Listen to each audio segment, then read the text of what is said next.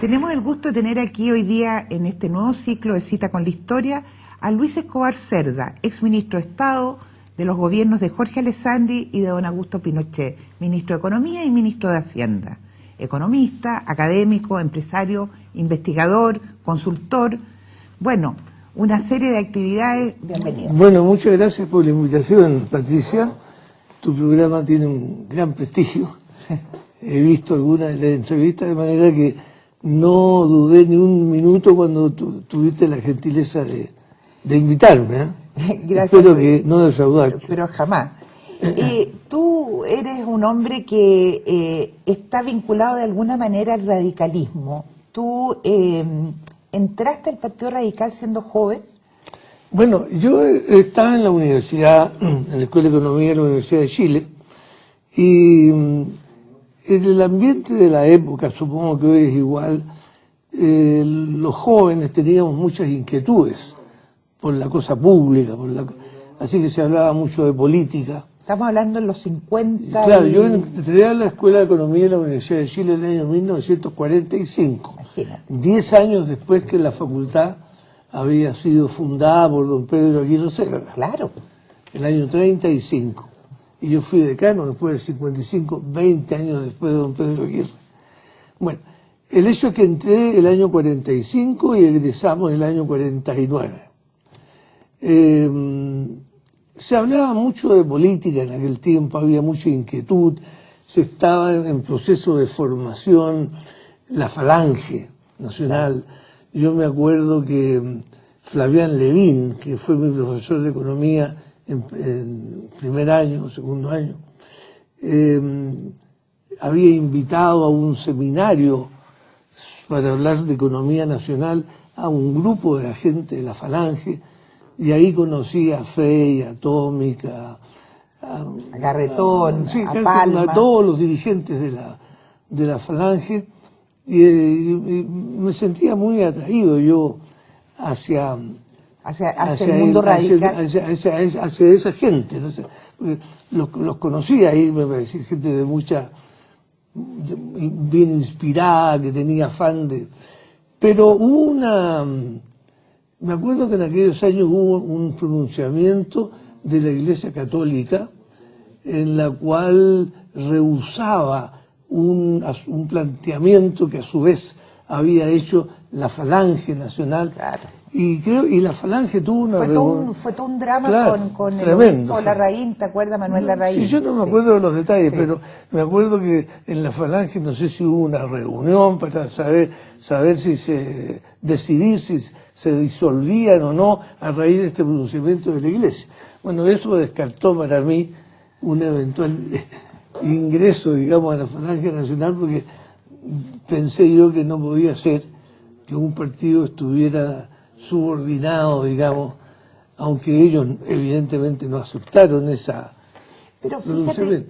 Y después yo leí, perdona que termine de leer, empecé a leer en la escuela, a raíz de los cursos que tenía y demás, las encíclicas papales, Rerum Novarum, Quadragésimo Anno. Leí mucho del marxismo, teníamos... el clásico, pero también la interpretación de economistas modernos del marxismo, como la Joan Robinson, otros. Y empecé a leer también sobre los laboristas ingleses, que tenían todo un grupo importante de intelectuales que habían publicado bastante, ¿no? Entonces yo estaba dudando en qué grupos participar, etcétera, y la verdad es que un día leí un discurso de Raúl Rettig, que se publicó en extenso en una página entera, creo que en La Nación de Brasil. Sí. Y lo leí y lo volví a leer y dije, pero esto es exactamente lo que yo pienso, esto es lo que a mí me gusta, que era, como quien dice, la definición socialdemócrata, porque Raúl Rettig hacía todo un planteamiento de la ideología radical, digamos, que era en realidad la ideología socialdemócrata que estaba emergiendo ya con alguna fuerza en Europa.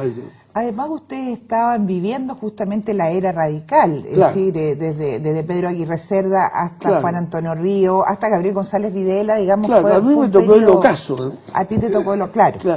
Pero en aquel tiempo ya me habían hablado de todos los grupos, porque así era la cosa en aquel tiempo, y me habían hablado mucho de los dirigentes del GUR de la época, el Grupo Universitario Radical.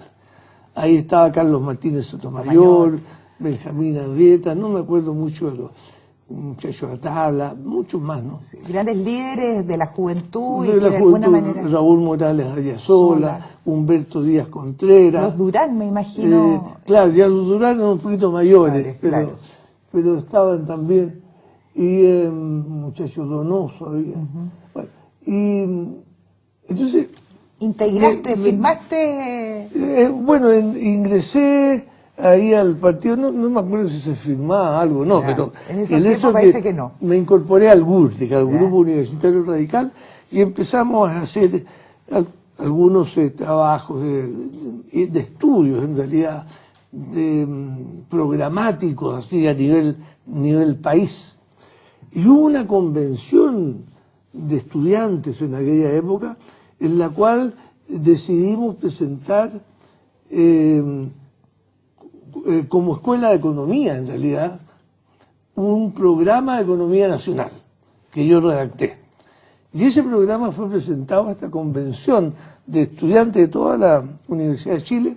Yo hice una exposición en esta asamblea, digamos, y de ahí me proclamaron a los pocos semanas candidato a presidente de la Federación de Estudiantes de Chile. Tengo entendido que tú ahí hiciste escollera con, es decir, eran candidatos de partidos diferentes con Carlos Altamirano. Claro, el candidato socialista era Carlos Altamirano, el candidato comunista Fernando Ortiz, un candidato falangista Ignacio Alvarado, que en paz descanse, y el candidato de los grupos de derecha, digamos, de la época, era el doctor Barcelato, que después pasó a ser demócrata cristiano, y yo era el candidato radical.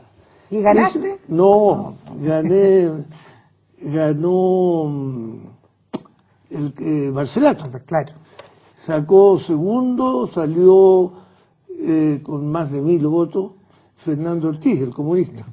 Después creo que salí yo con 800 y tantos votos, muy cerca con el falangista. ¿Y cómo te llevabas con Carlos Altamirano? Y Carlos Altamirano sacó 200 votos. ¿Cómo te llevabas con él en la lucha universitaria? Mira, con Carlos nunca tuvimos mucha amistad, ¿no?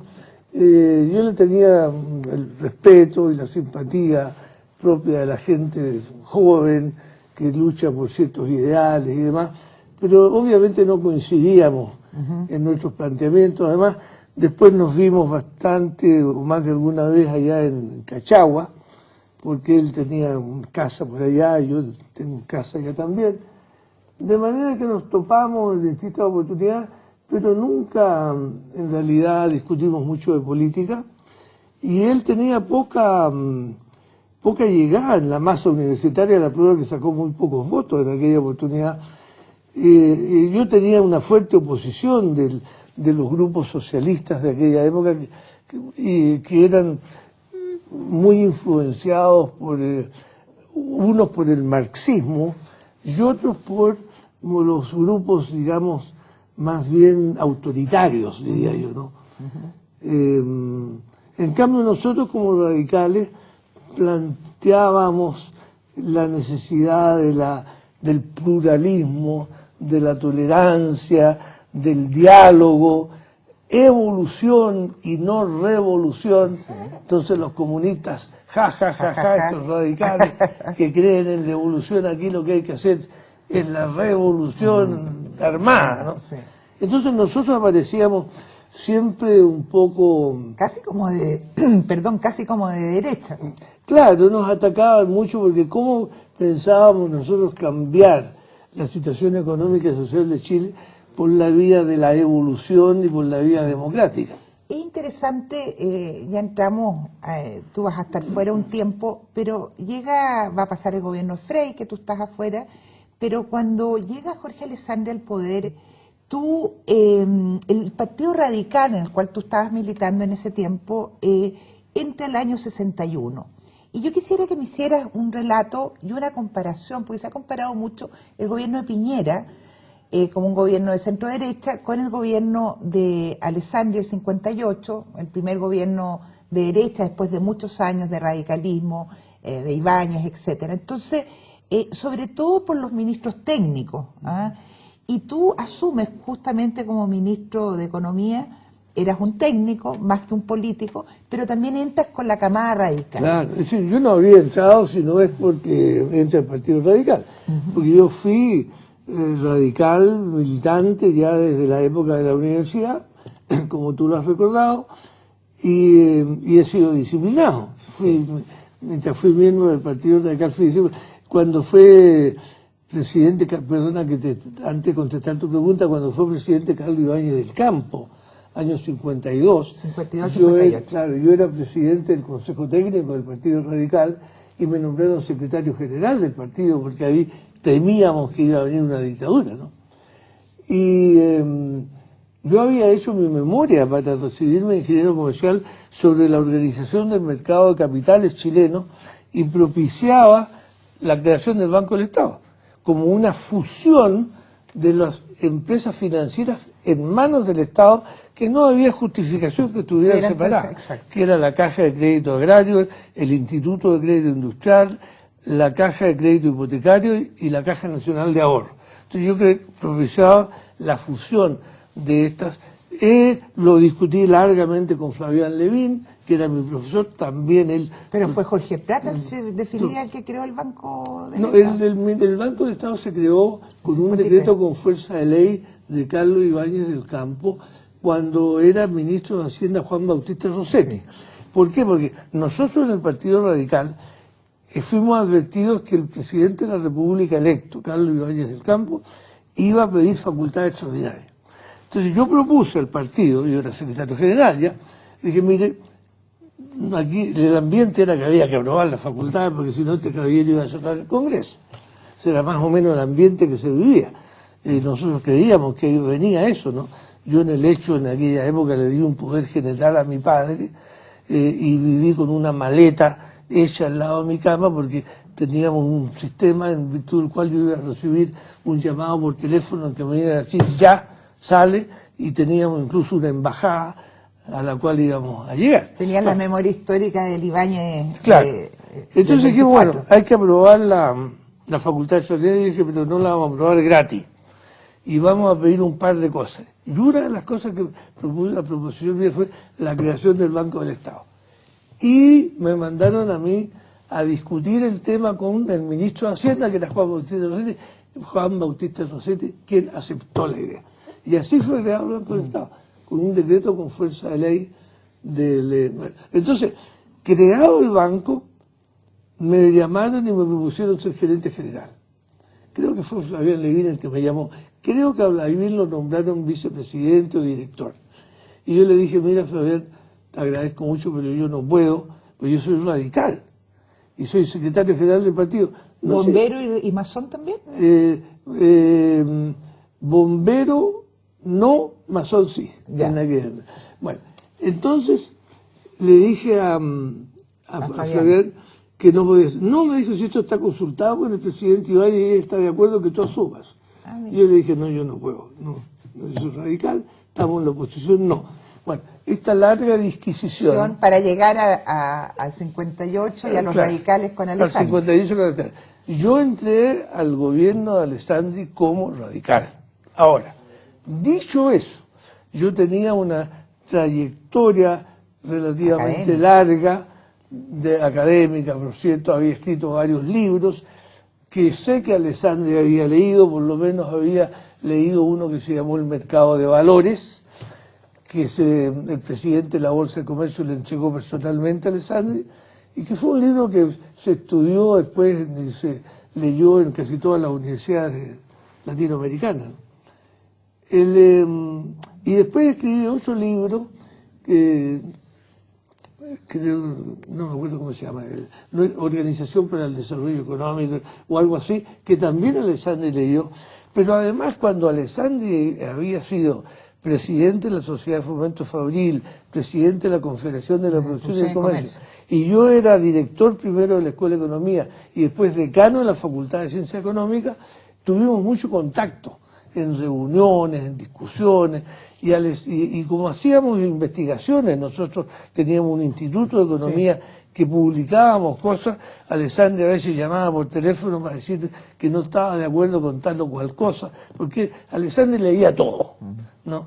¿Y cómo era como persona Alessandri, Luis? ¿En qué sentido? Primero tú tuviste contacto como ministro con él, porque dicen que era una persona muy seria, pero también un tanto neurótica, que le gustaba, digamos, que tenía ciertas características, como por ejemplo, estoy en la parte anecdótica nomás, que los días 13 para él no existían, pero que era una persona muy...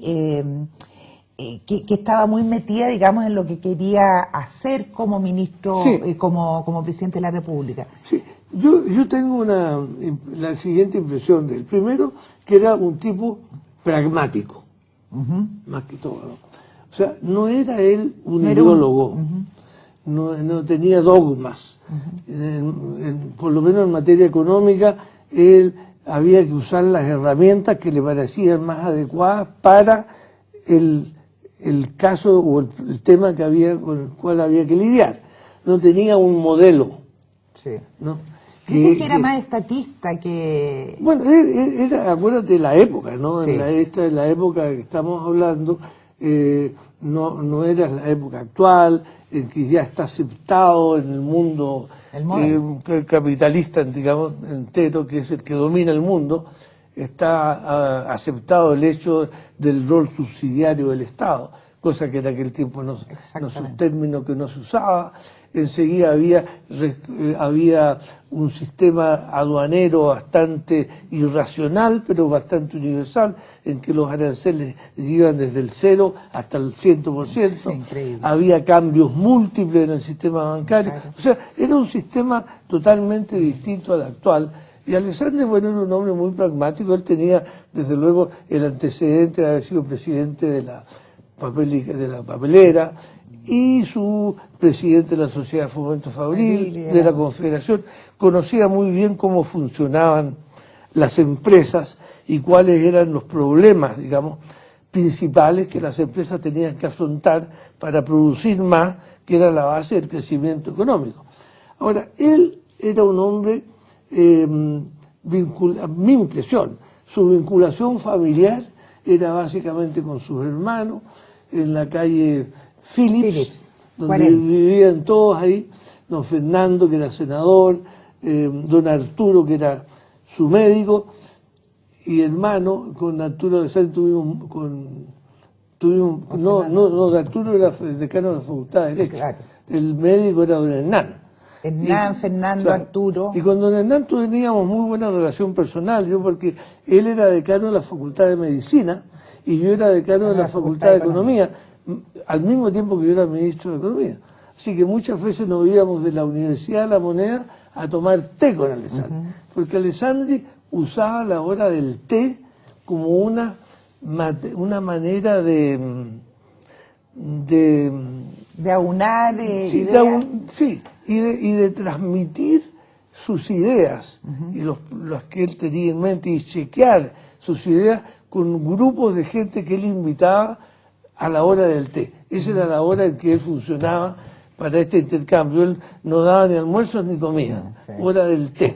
Era muy austero, ¿no es cierto? Sí, en la hora del té él se tomaba su té puro con galletas de agua, pero el té para los demás era bastante bueno. Pero pero tú sabes que Alessandri no quería llevar a los radicales a su gobierno. Entonces sería bueno que, para la gente que no conoce la historia para atrás, que poder sintetizar por qué Alessandri tuvo que llevarlos casi obligadamente. Alessandri gobernaba con el Partido Liberal y Conservador de la época.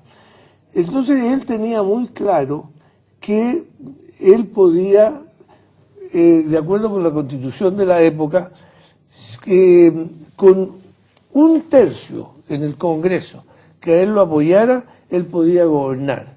Porque si se aprobaba una ley que al gobierno o a él no le gustaban, él podía vetar la ley. Exacto. El Congreso podía insistir en su punto de vista, pero para insistir necesitaba 2 tercios.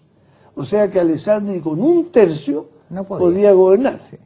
Con 1 tercio él podía gobernar, porque el Congreso necesitaba 2 tercios para hacer valer su opinión por sobre la del Ejecutivo. Entonces, en la elección parlamentaria del año 61, creo que fue, Alessandri perdió el tercio. Sí. El Partido Liberal y Conservador llegaron a tener menos de 1 tercio en el Congreso Nacional. Así fue. Entonces, Alessandri, para poder gobernar, se vio en la obligación de llamar a un partido más próximo al Partido Radical, presidido en aquellos años por Raúl Rettig, y entonces le propuso el ingreso del Partido Radical al gobierno. La persona que hizo bastante intermediario en estas conversaciones fue el diputado conservador de la época y decano de la Facultad de Derecho, después Hugo Rosende, ¿no? Con el cual yo tuve alguna relación también por otros hechos de que y después te puedo contar cuando y después con Pinochet. Y después con Pinochet. Bueno, entonces Hugo Rosende era, y en la primera vuelta de conversaciones hubo un fracaso, digamos, por la política económica que se quería seguir, por la política, ¿sí? Y después en aquella oportunidad se habían ofrecido 4 carteras efectivamente, que era economía o hacienda, salud pública, agricultura y tierras y colonización. Esa era la cartera. Entonces, tierra y colonización iba a ir Carlos Martínez. Yeah. Entonces, de eso me acuerdo bien yo, porque Carlos me dijo, oye, pero que yo sé poco esto de tierra y colonización, ¿qué hacemos? Mejor voy de Relaciones Exteriores. Entonces yo le sugerí que habláramos con Hernán Santa Cruz, que era el director regional de la FAO. Claro. Y me acuerdo que nos fuimos a Cachagua, porque Hernán tiene casa en Cachagua igual que yo, y ahí pasamos un fin de semana en que Hernán le explicó a Carlos todo el tema de tierra y colonización, que era una cartera bien importante en la época en Chile, porque estaba el problema del latifundio, del minifundio, todo el tema de la reforma agraria, o sea, era una cartera importante. Bueno, pero cuando vino ya, entonces yo me fui de Chile invitado por Israel, a Israel, porque yo había estado antes con una invitación, una beca, no sé cómo se llama, de Naciones Unidas. Había ido yo a Suecia, donde estuve 1 mes, Noruega, donde estuve 1 mes, estuve en Dinamarca 1 semana. A ver, análisis económicos, hacer... 1 mes en Holanda, 3 semanas en París, 3 semanas en Puerto Rico. La idea era la siguiente.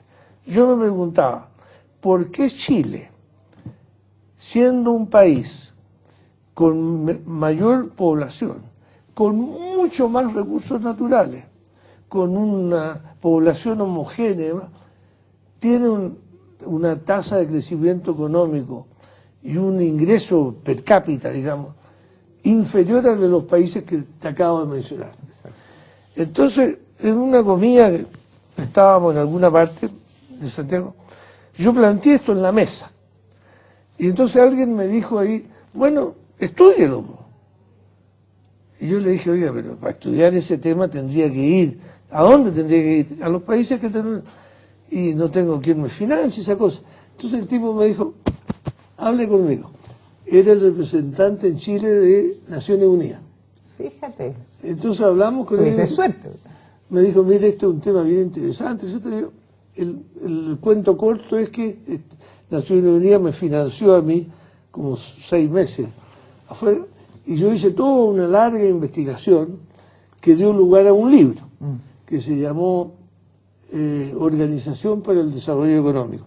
un libro así, que en realidad podría haber sido un par de hojas nomás, pero había que justificar el viaje, ¿no? Porque la respuesta básica es la educación. Claro. Y ahí escribí mucho sobre educación yo, en aquellos años.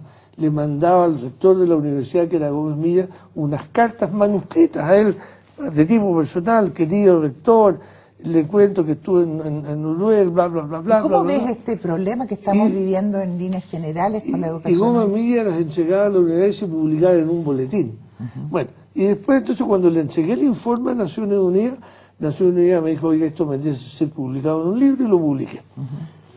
Así No, que, lo que te preguntaba, ya que yo sé que tú escribiste bastante sobre educación, y son problemas que se vienen discutiendo, yo te diría, desde el centenario. En el centenario se discutía si teníamos lucro o no teníamos lucro, si iba a haber universidad pública o privada, qué tipo de enseñanza íbamos a entregar, humanista o técnica. Son temas, digamos, que han traspasado el siglo XX y parte del XXI.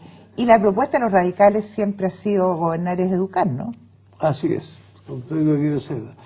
Bueno, así estamos. Bueno, entonces, para terminarte la pregunta, que cuando Alessandri se vio en esta situación de perder el tercio, invitó al Partido Radical, y el Partido Radical, en estas conversaciones, como te digo, ingresó con las 4 carteras, que en vez de tierra fue Relaciones Exteriores, donde Carlos está, evidentemente, mucho más preparado en esa cartera, porque desde la época de la universidad, en el GUR, Carlos era el ministro de Relaciones Exteriores del GUR.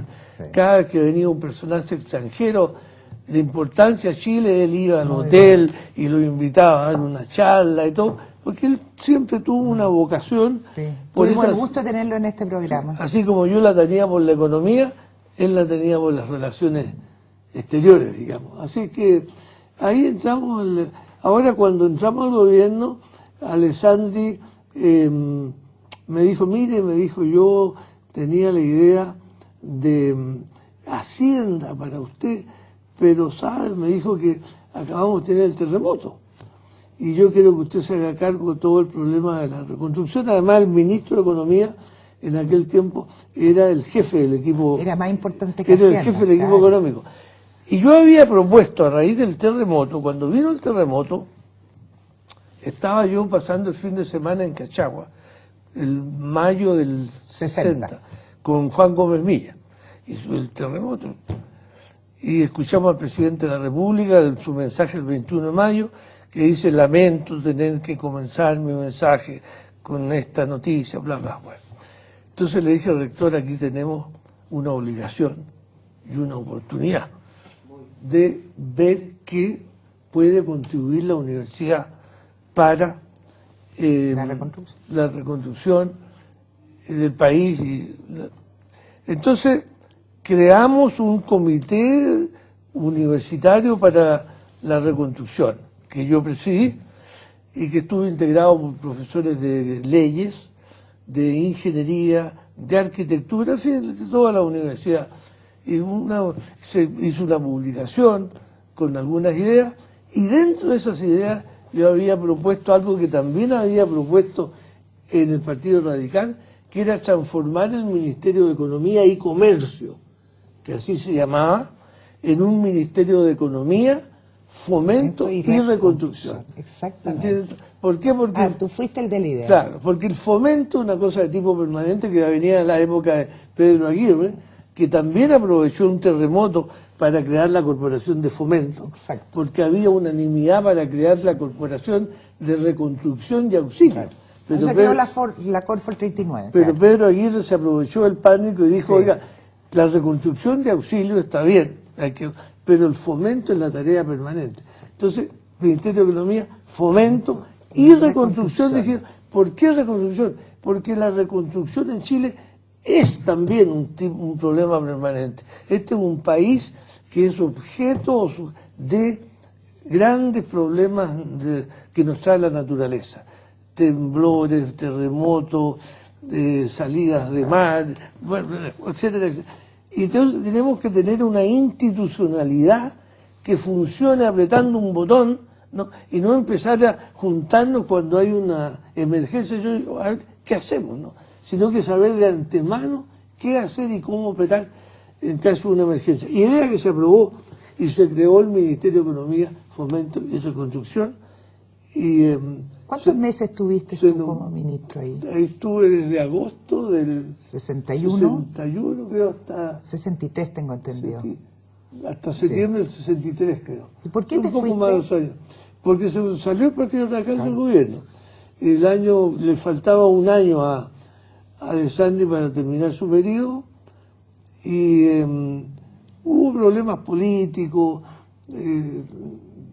no me acuerdo bien cuáles fueron, pero hubo problemas, hubo que devaluar, en primer lugar, problemas y varios otros problemas de tipo político, y el Partido Radical se puso inquieto, Alessandri iba a terminar su periodo, bueno, qué venía después, quién iba a ser el candidato. Nosotros teníamos de candidato a Julio Durán, hubo que hacer una elección extraordinaria en el sur, y ahí ganó el candidato socialista, creo que era Naranjo. Claro, Naranjazo. Y se habló del naranjazo, lo cual dejó knockout a Durán, y entonces la derecha más bien tuvo a apoyar a Frei. Apoyó a Frei, claro. Hubo mucho el problema, 64 ganó con gran mayoría Frei con el apoyo de la derecha. Hubo muchos problemas de tipo político, aunque Durán mantuvo su candidatura para tratar de aglutinar esos votos radicales que no eran muy proclives a votar por Frei. Quiero adelantarme un poco, perdona, porque se nos va a acabar el tiempo y tengo tanto que hablar contigo. Sí, tiene tiempo, sí, tiene tiempo, lamentablemente, pero tú sales del ministerio, te vas fuera y el 70 viene la elección de Allende y tengo entendido que tú ahí renuncias al Partido Radical. ¿Por qué lo haces? Bueno, primero porque yo no era partidario de apoyar a Allende. Yo más o menos conocía el equipo de Allende y no me daba mucha confianza el equipo económico de Allende. Casi todos venían de la Escuela de Economía de la Universidad de Chile, así que yo los conocía de cerca. Gente inteligente, pero con ideas que yo no compartía. Pedro Buscovic, Matus, no me acuerdo los otros nombres, pero... Bueno, y muchos que no eran economistas y que asumieron cargos, Orlando Millas, que fue ministro de Economía. Claro, entonces yo sabía que esa cosa no iba a andar por ese lado, y en segundo lugar Alessandri estaba de candidato, y yo había sido su ministro, habíamos tenido una muy buena relación con él, habíamos hecho varias cosas que la gente no creía que se podían hacer en el gobierno de Alessandri, que las hicimos. Hay un libro mío sobre eso también, porque con Alessandri hicimos, por ejemplo, en materia de regionalización, de planificación regional y de cosas que la gente me decía, oye, Alessandri nunca te va a aceptar eso. Sin embargo, él apoyó todo eso. O sea, era un tipo, como te digo, pragmático. Entonces, bueno, el tema era de... Llega el 70 y apoyas a Alessandri. Claro, yo estaba con él. Cuando vine a Chile, me reuní varias veces con él y él me pidió que lo ayudara, porque ya con Alessandri estaba trabajando un poco el equipo de Chicago. Exacto. Y bueno, y ahí había algún... Entonces, mire, me dijo Alessandri, converse usted con estos jóvenes, me dijo, que son un poco teóricos, me dijo, bueno, hable con ellos porque son los que están ayudando, pero yo quisiera que usted me diera su opinión sobre ta.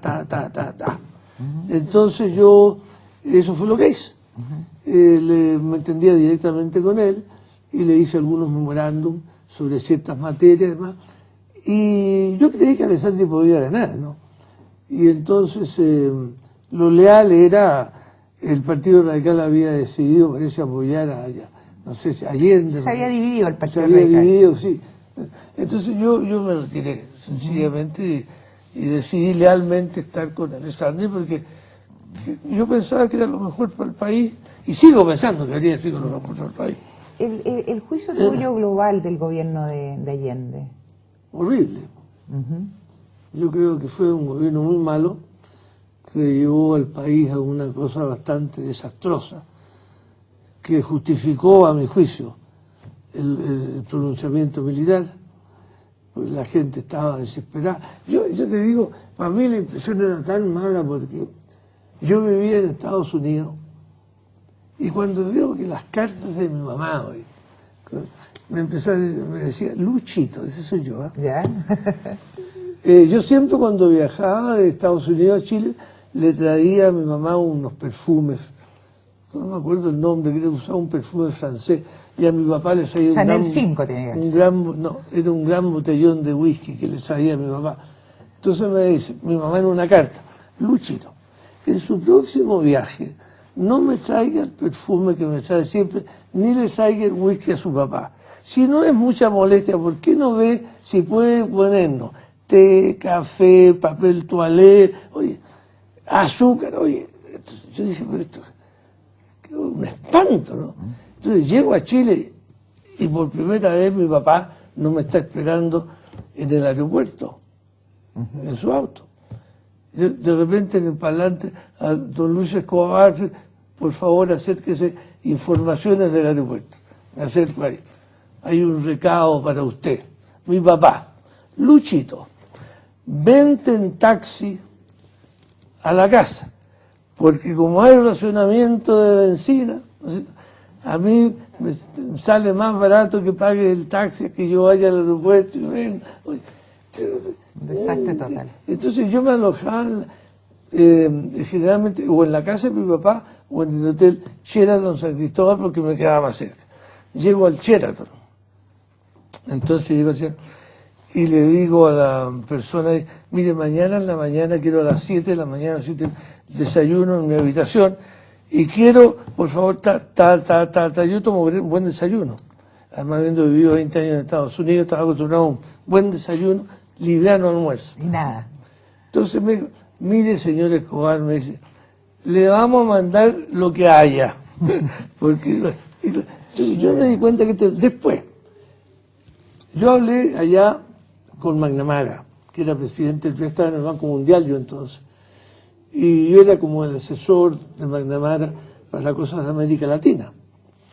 Yo tenía un título que era Special Representative for Inter-American Organizations, el representante especial para las organizaciones del sistema interamericano, que era un cargo que se creó para mí en realidad, porque no existía antes, ¿no? Entonces cuando yo terminé como director ejecutivo, pues salió Allende elegido, entonces fue un nuevo director allá, que fue Carlos Massad, y entonces me pidió tanto el Fondo Monetario como el Banco Mundial que me quedara a trabajar con ellos en el staff, cosa que es muy desusada, fue muy honroso para mí porque no es habitual que a un director le ofrezcan un cargo en el staff. Entonces ambos me dijeron, pero el primero que me habló fue McNamara y le dije yo que conforme, y se creó ese cargo entonces. Entonces yo estaba te estaba hablando de Alessandro. No, estábamos hablando que cómo tú viviste, cuál era la mirada de Allende, claro, que era un desastre. Dentro de las cosas que estábamos, el problema era la relación de Chile con el Banco Mundial. Claro. El Banco Mundial había empezado a dar los créditos a Chile para la Endesa. Los primeros créditos que se dieron para la Endesa fueron del Banco Mundial, que le exigía a la Endesa una política de costos y de precios que asegurara una rentabilidad de creo que del 7%. Sí. Entonces dio varios créditos el Banco Mundial, y después el BID dio algunos créditos. Bueno, con el gobierno de Allende también había un crédito, una solicitud de crédito. Y McNamara citó una reunión y dijo, mira, yo creo que al gobierno de Chile hay que hacer un esfuerzo y hay que darle el crédito. Fíjate. Que fue una sorpresa para muchos, ¿no? Sí. Entonces dijo, hay que darle el crédito en las mismas condiciones que se ha hecho siempre. Muy bien. Entonces se manda acá, ¿y qué contesta Chile? Que no. Que no, que no estaba dispuesto al 7%, porque la electricidad para el pueblo, y dice, bueno.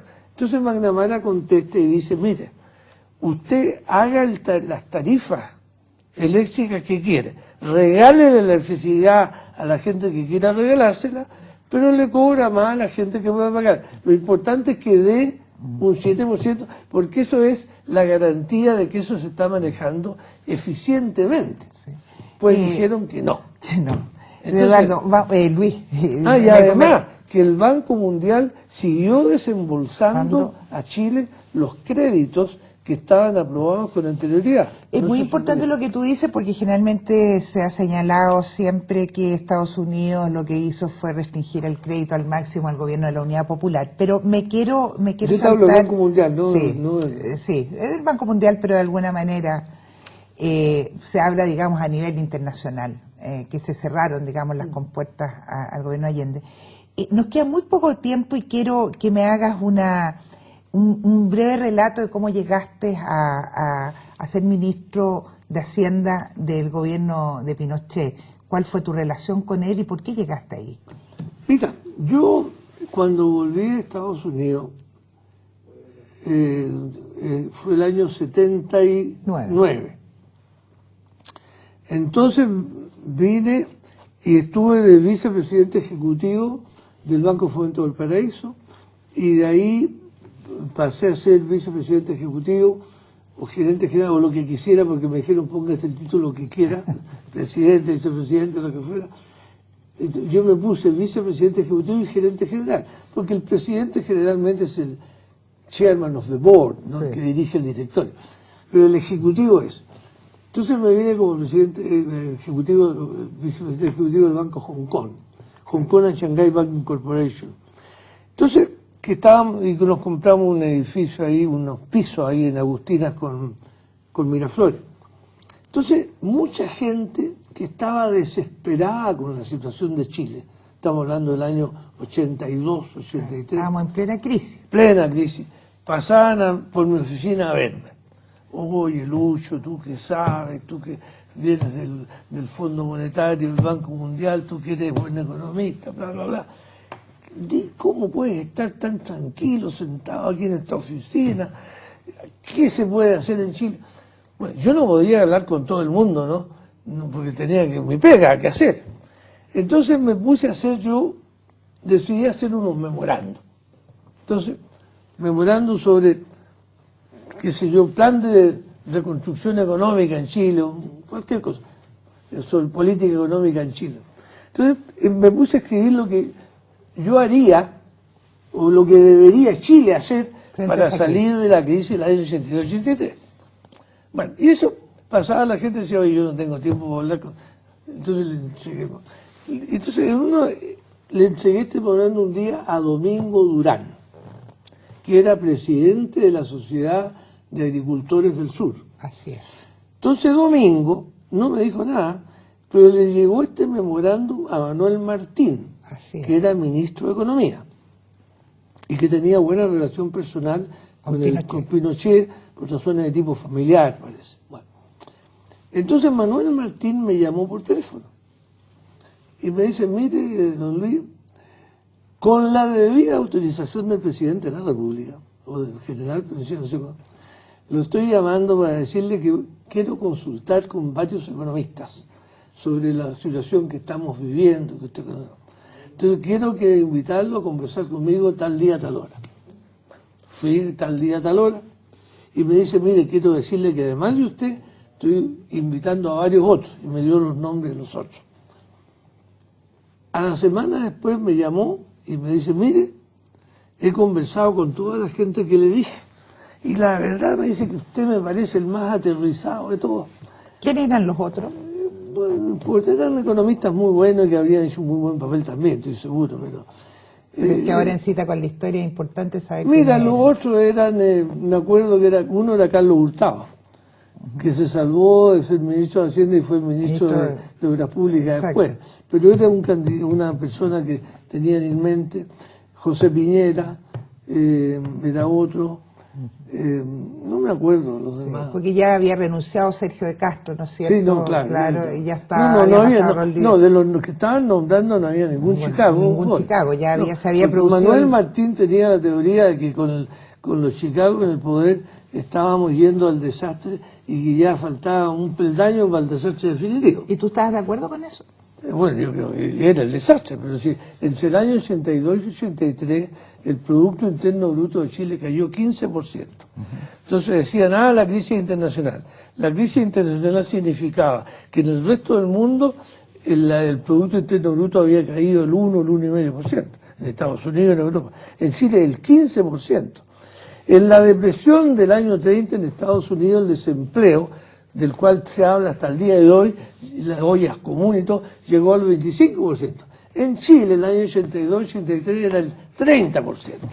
Bueno, una cosa dramática, era horrible. Yo estaba por mi oficina en Agustina con Miraflores. Nunca había visto yo lo que vi en Agustina con Miraflores cuando salía a las 7 de la tarde de mi oficina. Pero con Vigi se dio vuelta la cosa, Luis, con Vigi, después de tu paso, que lo que se ha señalado siempre, y tú estás aquí para desmentirlo o afirmarlo, se señala que Pinochet en el fondo, presionado por las protestas, presionado por la situación general política, quiso unir a Sergio Onofre Jarpa en lo político y a Luis Escobar Cerda en lo económico, y hacer una especie de finta, arreglar la cosa por encima, pero volver al sistema que había permitido que Chile saliera adelante, que fue el sistema de los Chicago. Mientras yo hacía estos memorándum que llegaron a manos de Manuel Martín, de lo que había que hacer en la cosa económica, supe yo, porque no tenía idea, que Jarpa, que era embajador en Buenos Aires, estaba haciendo los mismos memorándum sobre lo que había que hacer en el plano político. Entonces, se llegó a la conclusión ahí, supongo yo, entre Pinochet, Martín y no sé quiénes más, de que había que hacer una dupla y poner a Jarpa en la parte política y ponerme a mí en la parte económica. Yo a Jarpa no lo conocía, porque yo viví casi 20 años en Estados Unidos, lo conocía de nombre. Así que un día nos juntamos a almorzar en el Club de la Unión, invitados por Manuel Martín, con Jarpa y yo. Cuando yo llegué, Jarpa se estaba paseando ahí, así me acerqué a él y le dije, Sergio Onofre, Luis Escobar, mucho gusto. Así, esta cosa de mi gran amistad con Jarpa y todo, es puro cosa... Nunca tuvimos una intimidad personal, porque yo no lo conocía, ni él me conocía personalmente a mí. Pero los dos teníamos un interés, sacar a Chile del hoyo, de la crisis profunda en que estaba, ¿no? Esa era por lo menos mi motivación. Mi motivación era exclusivamente de sacar a Chile del hoyo en que estábamos, del drama que estábamos viviendo, y en que una persona, como yo, que yo estaba convencido que sabía lo que había que hacer, que había tenido experiencia de 17 años en el Fondo Monetario y en el Banco Mundial, viendo todas las crisis que podrían haber ocurrido en el mundo, yo sabía lo que se estaba haciendo mal en Chile y en consecuencia lo que había que hacer bien para poder sacar a Chile del hoyo. ¿Y por qué te sacó Pinochet? Mira, porque resulta que cuando entramos al gobierno, esto nunca lo he hablado yo, pero te digo yo, cuando entramos al gobierno, Jarpa en el plan político, y así lo hablamos con él, tenía la idea de que había que adelantar las elecciones parlamentarias para el año 86, que estaban planteadas para el 90. Claro. Entonces la idea de Jarpa era que el año 86 se hicieran elecciones parlamentarias y presidenciales, o sea, adelantar el tiempo. Y adelantar el itinerario. O sea, lo que se hablábamos en el grupo nuestro era acelerar el proceso de normalización democrática. Eso es lo que nosotros queríamos, acelerar el proceso de normalización democrática. Tú se lo puedes preguntar a Jarpa, con el cual yo no he hablado nunca más desde que salí del gobierno, pero esa era mi percepción. Y Jarpa fue el encargado de negociar con el presidente Pinochet estas cosas. O sea, de acelerar el proceso de normalización. Y eso consistía en empezar a conversar con los partidos políticos, empezar a acabar con o reducir todo lo que eliminar la censura. Pero ¿por qué Pinochet decidió hacer el cambio y sacarte a ti y poner a Vigi? Porque nosotros tuvimos mucho éxito. Tuvimos la tasa de crecimiento económico más alta de la América Latina en el año que yo estuve en el gabinete. El país cambió. optimismo en las empresas, inversiones, etcétera, etcétera. Se renegocié la deuda externa, todo. Sesión de gabinete un día. Pido la palabra. Yo, presidente, la imagen que el país tiene de este gobierno se está decidiendo día a día aquí, en esta pieza. Porque aquí, en esta sala, estamos sentados los que creemos en la apertura y los que creen en la cerradura. Y hay que tomar una posición porque el país ve a un gobierno dividido. Entonces, el presidente dijo que había escuchado con mucho interés al ministro de Hacienda, se levanta la sesión. Al día siguiente, o ese mismo día en la tarde, el general Sinclair nos llamó por teléfono, teléfono rojo, y dice, oye, mañana a tal hora hay que estar en La Moneda porque el presidente quiere la renuncia del gabinete. Entonces nos sentamos ahí, el presidente no apareció y nos hicieron firmar una cuestión, no sé para qué, porque a uno no, a los ministros pueden echar cuando quieran, pero todos renunciamos. Entonces llegó en la tarde y el gobierno y el presidente aceptó la renuncia mía y la de Jarpa. O sea, quedó muy claro que él optó por la cerradura y no por la apertura, porque el grupo que lo asesoraba a él le dijo, oiga, presidente, ¿y para qué vamos a irnos al 86 o a hacer elecciones antes, lo que implicaba cambiar la Constitución del 80 además, cuando nos está yendo tan bien? Mire los polls de opinión pública, apoyo al gobierno, la economía va para arriba como boom, todo fantástico. Entonces, ¿para qué nos vamos a ir? Aquí son estos dos señores que quieren acelerar el proceso de normalización democrática a su casa. Y al día siguiente, o esa misma tarde, me citó Pinochet a una reunión personal con él y me dijo, he decidido aceptar su renuncia. O sea, él había decidido. ¿Y tú no la habías presentado? No estaba presentado. Ah, claro, estaba con el firmado, papelito, claro. Pero él no dijo, he decidido echarlo, o sea que he decidido aceptar su renuncia. Entonces yo le dije que soy medio... Le dije, cuénteme por qué, presidente. Tal cual. ¿Eh? Me dijo, yo nunca doy explicaciones, me dijo. Chúngale. Pero, me dijo, yo sí quiero decirle que quiero que usted se mantenga cerca mío. Porque usted es un hombre que puede ayudarnos, las crisis, bla, bla, bla, conocimientos. Es decir, yo era un Superman. Así que quiero que se mantenga cerca mío y yo, el ministro de Relaciones Exteriores, va a hablar con usted para hacerle algunas proposiciones o algo así, ¿no? Entonces yo le dije, mire, presidente, no se preocupe de mí si yo me puedo batir en mi profesión, no hay problema.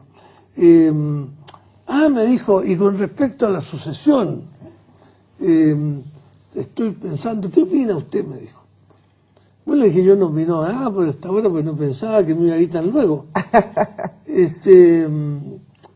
Pero creo yo, presidente, le dije que de la gente que ha trabajado conmigo, yo me debería sugerirle a un par de personas. Una le dije yo a Hernán Vigi, que como superintendente de banco lo ha hecho muy bien, y el otro le dije sería Luis Arturo Fuenzalía, que es el director de presupuesto. Cualquiera de esos dos, habría otro, le dije, pero creo que los que han estado más cerca y que sabemos en lo que yo he estado haciendo, que tiene que continuar, le dije, porque hay muchas cosas que hemos hecho que usted sabe que, por ejemplo, acabamos de subir los aranceles, pero estamos de acuerdo que a contar de marzo hay que empezar a bajarlo. Esto es una cosa transitoria para poder aprobar el presupuesto. Y ahora estábamos en el mes de enero, creo. Así me dijo, yo también he pensado en Vichy, me dijo. Pero bueno, hasta luego, hasta luego. Y en eso quedamos. ¿Y nunca más se vieron? Bueno, después de eso no. Prácticamente no. ¿Fue al funeral de Pinochet? Sí, fue. No, yo tenía muy buena relación con él, con él tuve buena relación personal. Pinochet tenía una personalidad interesante en el sentido que yo con él hablando bilateralmente así, o sea, hacíamos chistes, reía, cosas. Ahora cuando ya era un grupo más grande, él era más... Claro. Un poco con Alessandri era igual, Sí. Alessandri era un poco emperador, digamos. Sí. Pero en la cosa bilateral un tipo muy simple, muy sencillo, muy amable, muy cordial.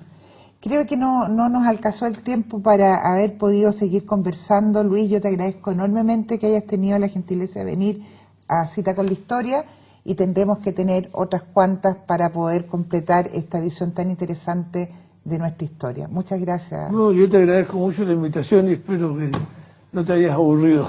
No, por favor. Muchas gracias. Gracias a ti.